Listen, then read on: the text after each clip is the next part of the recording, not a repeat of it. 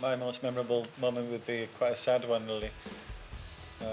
It's just set me up for a life of disappointment. It would be 1978, Scotland and Argentina, and it was so much expectation and excitement. And I got really excited because my mum was French, and she was a French teacher, and she'd gone to this dinner, and Ali McLeod was there. And my mum came back really excited and woke us up to tell us that she'd been dancing with Ali McLeod. This is 2 months before the World Cup. And he was a charmer, he was a sweet talker, and he sweet talked the whole country into thinking that Scotland would do well at the World Cup. And it was a complete catastrophe. And I guess looking back, it damaged me because I couldn't help thinking that maybe my mum had kind of, maybe distracted him. Because she was very attractive when she was younger. She had a perm. I know that might be funny looking at me because I've got curly hair, but she actually had quite straight hair, but she chose to have a perm. She had that Kevin Keegan perm. And she used to wear hot pants, and all my friends at school fancied her. She was very young for her age. She was only 21 when she had me, so Ali McLeod was quite taken with her. And it was a complete disaster. Willie Johnson got tested, was taking some antihistamine and got banned, and he was probably our most talented player. And then we lost to Peru 3-1 in that first game.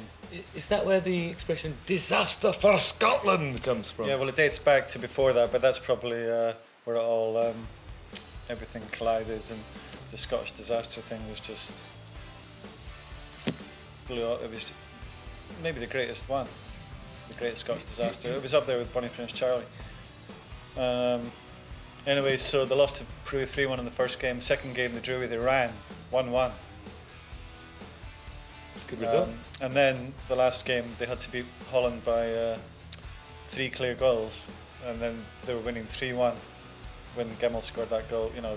Gemmell scored that amazing goal to make it 3-1, and then dodgy Scottish goalie, who also had a perm, Alan Roth, let in a 30-yarder from, I can't remember the name of the Dutch guy that scored it. In those days, Holland... Van something? Yeah, it was Van something. In those days, Holland were always scoring these long-range goals. I don't know what was going on. They did that a lot in the 80s as well, though. When they won it, it was the Koeman brothers just firing from every time they got the ball, weren't they? They had this technical expertise with a population the same size as Scotland's, and yet they always think it's... They had a philosophy though, didn't they? They had a sports philosophy. Total football. Yeah. As opposed to partial football, which was what Scotland were trying to do. Yeah, and they weren't alcoholic dancers. Your mum wasn't dancing with the squad as well, so...